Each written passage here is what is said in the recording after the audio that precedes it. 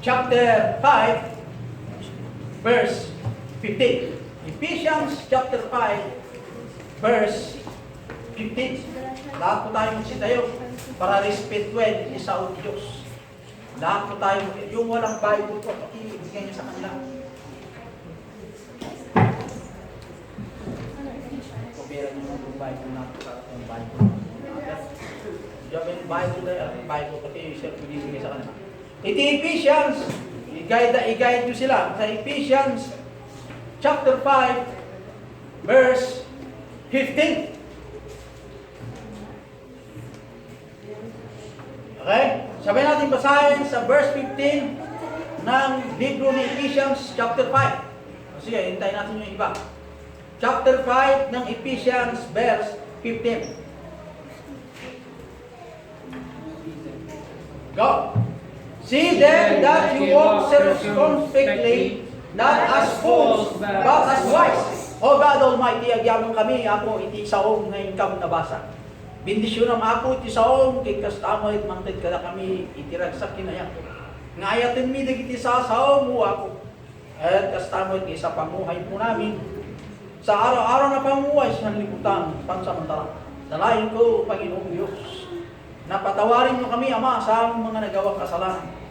Nadagdagan mo pa nga yung pananampalataya, lagi magpakumbaba kami sa iyong banal na sa lahat ng panahon. Sa ibinigay mong buhay namin, dalayan ko, Diyos, na iyong presensya ay kumilos. Ganoon din po ang iyong lingkod, dahil may mga nothing I can do nothing at all to speak of thy word. And I need thy power, O great God. It is all by thy grace that I can deliver thy word. And I pray, O God, ng mga hearers, nabigyan ko sila ng pagkaunawa ako ng thy grace. Gapos yung mga kaaway, huwag kumilos, kundi po ang mga parating. Salamat po sa lahat. In Jesus Christ I pray. Amen. Lahat po magsuko.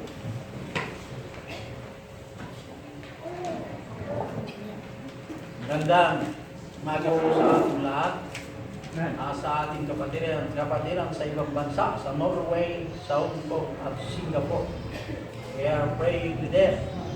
I believe that God is not shocked, but it is in the long run to meet your needs and your comfort.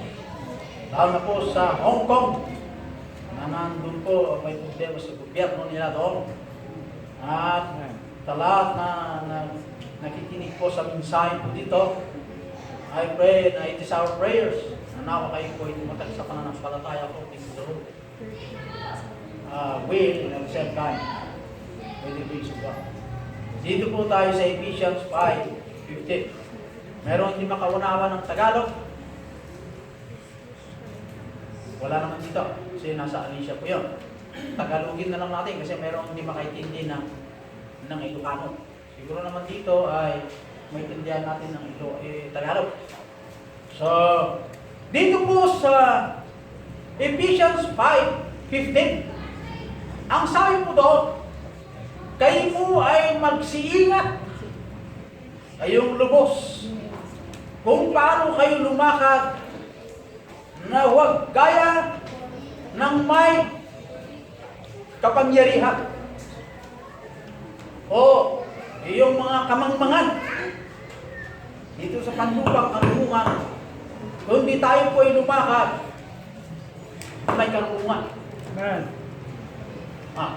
So maliwanag po na magsiingat. Kayong lahat na lubos kung paano kayo lumakad na huwag kamangmangan ang tura ng ating paglakad, kundi sa magitan ng karunungan ng banal na salita ng Diyos. So, paano tayo lumakad sa kalooban ng Diyos? How should I walk with God? Good habits are hard to form.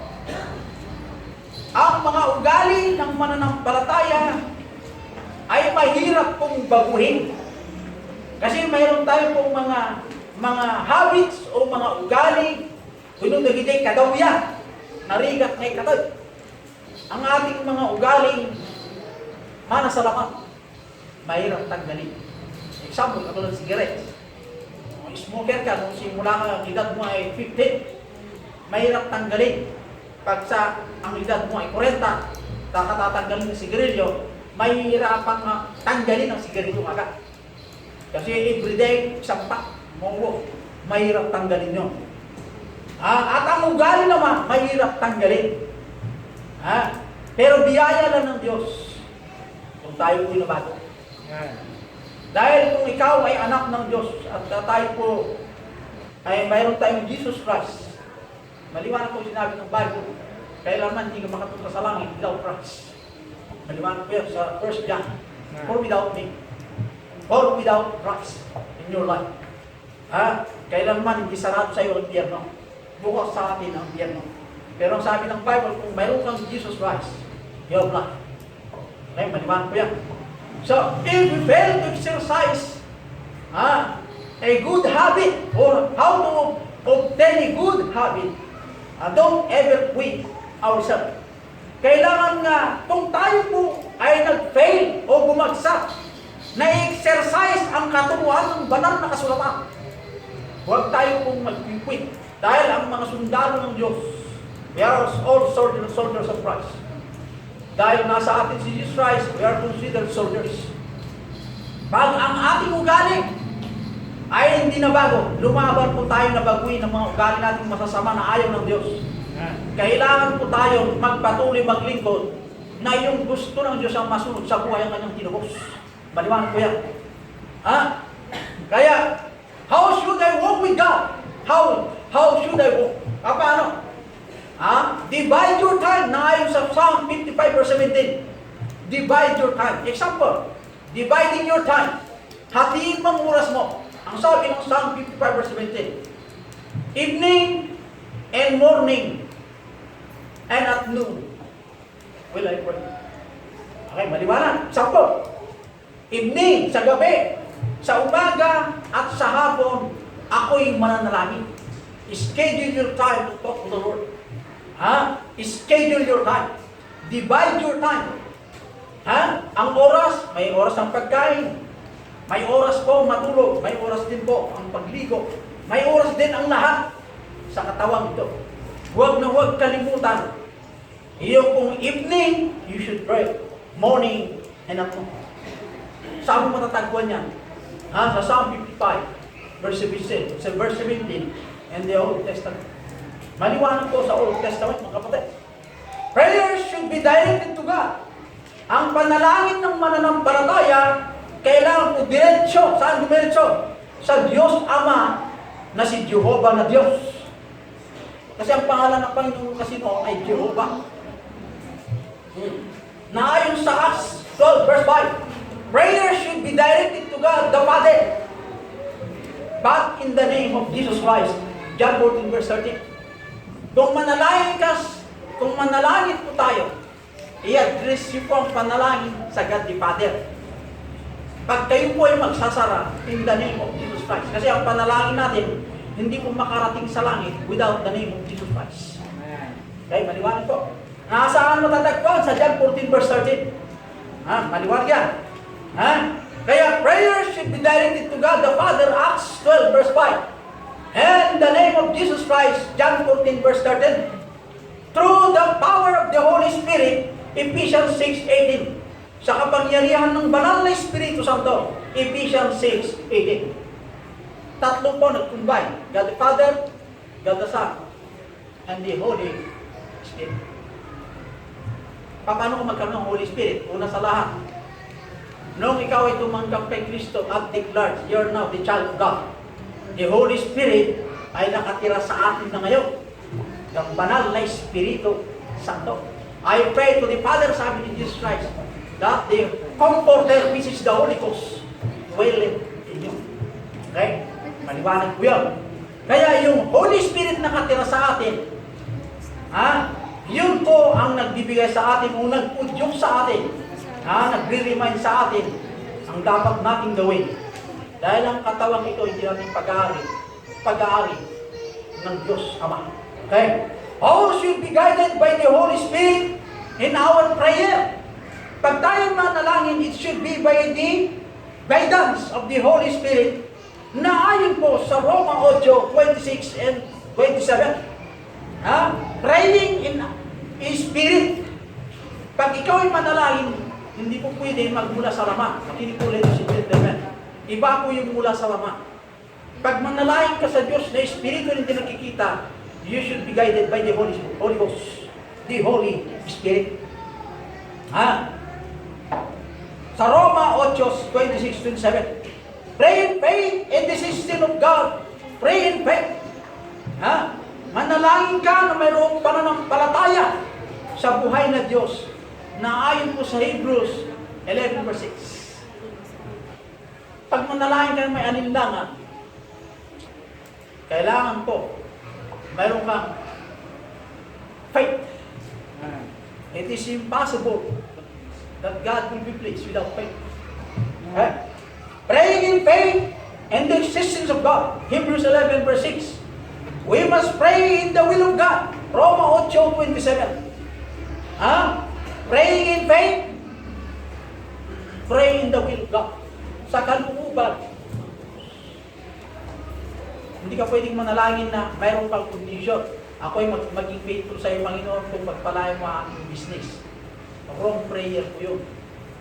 Ako po ay maging faithful pa sa paglilingkod, Panginoon, pag ako'y nagtapos na ng edukasyon, pag pumasa ako ng go. Ang panalangin, walang condition. Okay? We must pray in the will. Ang kalooban. Marami kasing Kristiyano ngayon, ang nalangin according to their own ways. It should be in God's ways. How to answer our prayers. Sasagutin ng Diyos ang ating panalangin according to His own appointed time. At ang kanyang kalooban, hindi nasa ating kalooban dahil mas marunong ang Diyos kaysa sa atin. Pag tayo magtalaga ng oras, huwag kang magtalaga ng oras. Ibigay mo sa Diyos kasi ang Diyos mas marunong kaysa sa atin. Ngayon, dito po tayo sa unang puntos. Ang title ng mensahe, Daily Walk with God. Yung ibig sabihin ng daily, araw-araw na tayo po'y lumakad sa Diyos. Ibig sabihin, pag tayo po'y lumakad, spiritual ways, how to live in the Christian life, should be done in this vessel. Bakit? Dahil po yan po ay gusto ng Diyos. Yung pamumuhay na gusto niya ang masunod, hindi po tayo. Bakit? Sinabi ng Bible, maliwan po yung sabi po ng Bible ng 1 Corinthians 6:19. Know ye not that your body is the temple of the Holy Spirit, which is of God, and ye are not your. Ang katawang ito ay hindi natin pag-aari. Dahil tayo po ay tinubos, na ayon sa verse 20, tinubos po tayo sa dugo ni Kristo. A precious blood. Kaya, sa paglakad, sa paglilingkod sa Diyos, kailangan po natin ang gabay ng banal na Espiritu Santo in the name of Jesus Christ, pag tayo nalangin to the Father. Huwag kang manalangin na Panginoong Jesus Christ, Panginoong Diyos, Ama. Yan. No Ilocano ko nga, manakabalin, managayak sa Ama. Yan. Father. Tagalog, mapagmahal na Diyos. Pwede rin. Mapagmahal na Panginoon. Pwede rin. Huwag pag tayo manalangin, direct kay God the Father. Panginoong umarya, hindi pwede. Ay, hindi pwede. Panginoong Santo Papa, hindi rin pwede. Kailangan po God the Father. Kasi sino ba si God the Father? Pag i-define mo ang God the Father, yung Espiritu na lumikha ang lahat. Kung basahin mo sa libro ni Genesis. Maliwanag, nandun po. So, pag tayo manalangin, address to God the Father. At ang panalangin, makarating po sa God the Father sa magitan ng anak. In the name of Jesus Christ. Kaya wala yung ganyan natin. Wala. Nanalangin ka sa pangalan ni Kristo. Pakinggan ng Ama ang ating panalangin. Bakit naman ganon? Bakit? Ang Diyos Ama, tumingin lang sa atin. Nung nakita ng Diyos Ama, si Kristo mayroon po tayo. Sino ka na dapat libulin ng Ama? Tayo lahat nagkasala, tayo po'y padumi sa harapan ng Diyos. Kailanman ang Diyos hindi lumiliyong sa atin. Bakit? Tayo po'y madumi. Saan ang madumi? Dugo, madumi. Panlabas, madumi. Dalawang klaseng na tayo madumi. Panloob, yung dugo, hindi malinis. Panlabas, madumi. Kaya nararapat lang sa impyerno tayo pupunta pagdating tayo mamatay sa lupa. Pero lumingon ang Diyos Ama sa atin nung nakita ng Diyos Ama na mayroong second time Jesus Christ died, only begotten Son. Amen. Yan. Kaya magpasalamat tayo sa God the Son na siya po ay nagkaroon po ng laman at namatay po sa bundok ng Kalbaryo para bayaran yung nagawa nating kasalanan upang marating natin ang langit. Amen. Nasa Bible ba? Mayroon po sa Bible sa loob. Okay. So dito po tayo sa Psalm 9 verse 1 and 2. Daily walk with God. Sa libro ni Psalm. Open with me your Bible sa libro ni Psalm. Verse 9. Verse 9 and 2. I will praise thee, O Lord, with my whole heart. I will show forth all thy marvelous works. I will be glad and rejoice in thee. I will sing praise to thy name, O thou most high.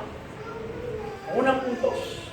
I will praise thee, O Lord, with my whole heart. Praise. Praising God. Itinataas mo ang Diyos. Pinupuri mo ang Diyos sa buong puso. May magpupuri nandito without the heart. Ang pagpupuri sa Diyos, kailangan mula sa puso. Diba? Yan. Maraming Kristiyano umaawit dito sa altar o may umaaten sa atin, hearing the Word of God, pero hindi pumasok sa puso. Umatin lang ako dyan for compliance order. Umatin lang ako dyan dahil sa kaibigan. Umatin lang ako dyan dahil ayaw mo mahiya itong si ganito. It should be from the heart. Pag tayo umawit, dapat tayo po ay mayroong buong puso sa pagpupuri sa Diyos. I will sing unto the Lord. Psalm 13 verse 6. I will sing unto the Lord. We praise thee, O God. We praise thee, O God, to the Lamb that was slain. Ayun ang magandang awitin. Paano naman yung awitin ng mga love song? Ito ba'y consider pagpupuri sa Diyos? Anong example? Ano yung mga awitin ng love song?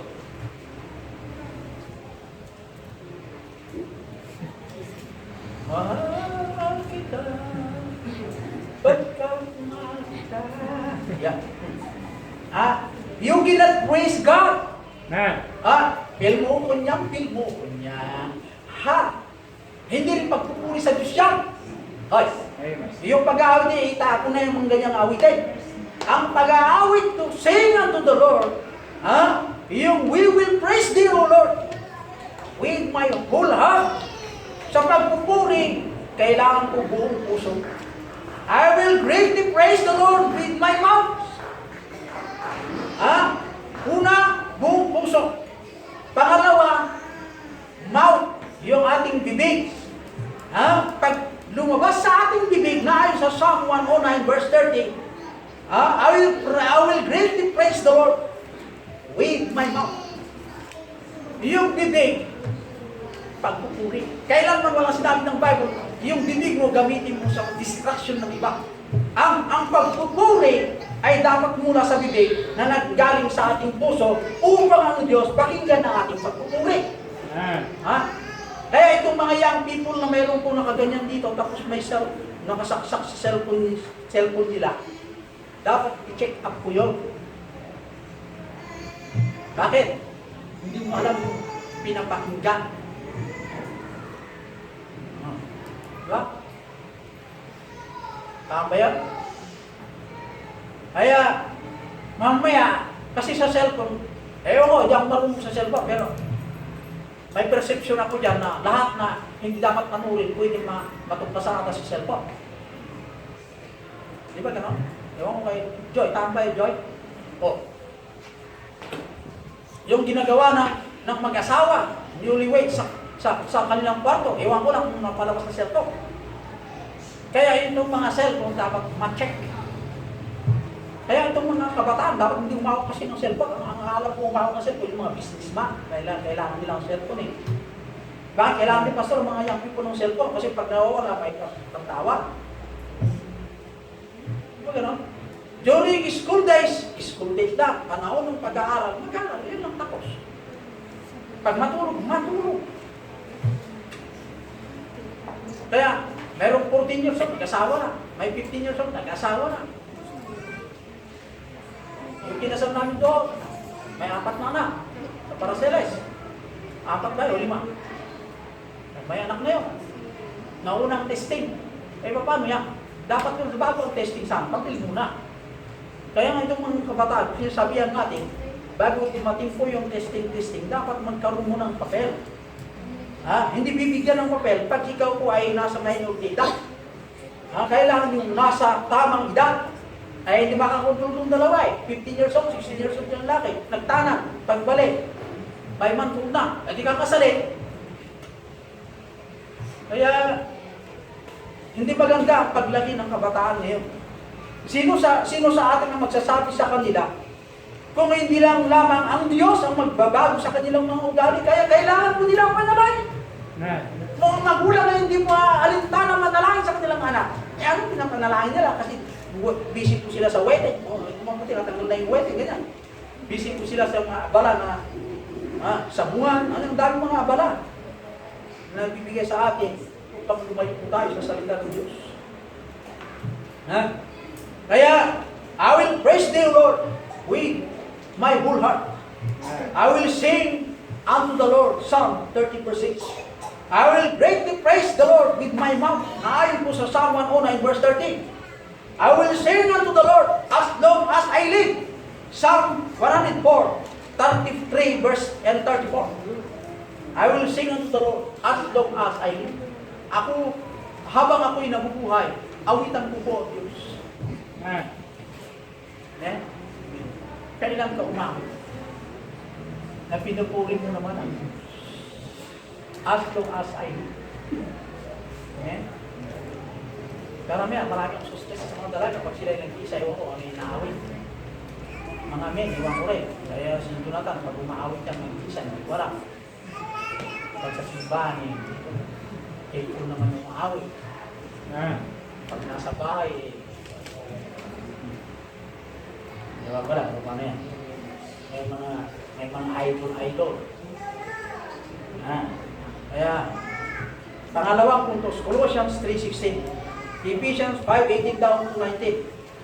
Ephesians 5:18 and 19. At Colossians 3:16. Daily walk with God, I will praise thee, O Lord. Pangalawang puntos, admonishing one another with the spiritual song, admonishing one another. Admonishing. Tayo po ay dapat magkaroon tayo na pamalagipan, panagdanggayan, panagmaymaysa, hindi na spiritual na panagkakanta. Narapat ba ang kanta ng pala ito Diyos? Yes. He deserves to be praised. Kaya bilang mananampalataya, dapat magkaroon tayo yung spiritual songs in unity na hindi po naayon po sa gusto po ng laman. Kaya I challenge you members, why not walk with God according to His own ways, not in our own ways. Wala namang talo pag ang Diyos ang masunod sa ating buhay, mga kapatid. Di ba tama yun? Magplano ka sa buhay mo, consult mo sa Panginoon. Don't ever decide yourself. Kasi mas marunong ang Diyos to decide para sa atin. Kaating bukas, mas marunong ang Diyos. Susunod na araw, alam ng Diyos. Ikaw, alam ba bukas? Kung buhay ka pa mamaya, walang nakakaalam. Kaya mas perfect kung ang Diyos ang masunod sa buhay na Kanya kong tinubos. So maliwanag po, ladies and gentlemen, to walk with God, we will praise the Lord, admonishing one another, in order that others may also encourage to serve the Lord. Kung hindi natin gagawin nyo, sino ang magpalakasan ng bawat isa, kundi ang mga saved by grace? Am I clear? Amen. Okay, did you have any question? Hello? Did you have any question? Raise the hand. Kung wala, say amen. Amen. Tayo manalangin, O God Almighty, salamat Panginoon sa iyong mga salita na aming po natutunan sa Ephesians. Dalangin ko, Diyos, na bigyan mo po ang bawat isa ng katatagan ng pananampalataya. How to walk with God. Daily walk with God, O Diyos, sa araw-araw na pamumuhay sa pansamantalang lupa. Tulungan mo kami, O Diyos, na lumakad na ayon sa iyong kalooban. Tulungan mo kami, O Diyos, na tumatag ng pananampalataya. Ang mga hindi pa nakakilala kay Kristo ay pumilang hidayan, Padre. Nabuksan mo ang kanyang puso para maunawaan po, O Diyos, ang simpleng paraan ng kaligtasan. Nahigit sa lahat, nasalalay kay Kristo ang kaligtasan ng bawat mananampalataya. Sa katawan o panlupo, O Diyos. Pero sa mga unsaved, nasalalay din, O Diyos, kay Kristo ang kaligtasan ng apoy ng impyerno. Dalain ko rin, O Panginoon, kung mayroon man dito hindi pa saved sa apoy ng impyerno, kumilos ka sa Kanya, O Diyos, upang tanggapin po ang dayong libigat ng sa. Na iyong po ang iyong pangamaraan upang maligtas ang taong makasalanan, upang ito po ay mayroon po siyang assurance papuntang ngayon. Dalain ko, O Diyos, na bendisyonan mo ang lahat nandito ngayon, Ama. At dalain ko ang hindi nakaunawa ay Padre, na bigyan mo siyang pagkaunawa sa iyong malang kasulatan. Ang nakaunawa, bless din, Padre. Ingatan mo rin, O Diyos, ang mga parating mula sa salvasyon mo ng Alicia. At salamat sa iyong ginagamit mo doon, O Diyos. Bigyan mo siya ng wisdom at safety, ganoon din po ang kanyang pamilya. Si Preacher Benjamin Rafael, ganoon din po, hindi lang po siya, kundi ang mga napalataya doon. Salamat sa mga blessing. In Jesus Christ I pray. Amen. God bless you.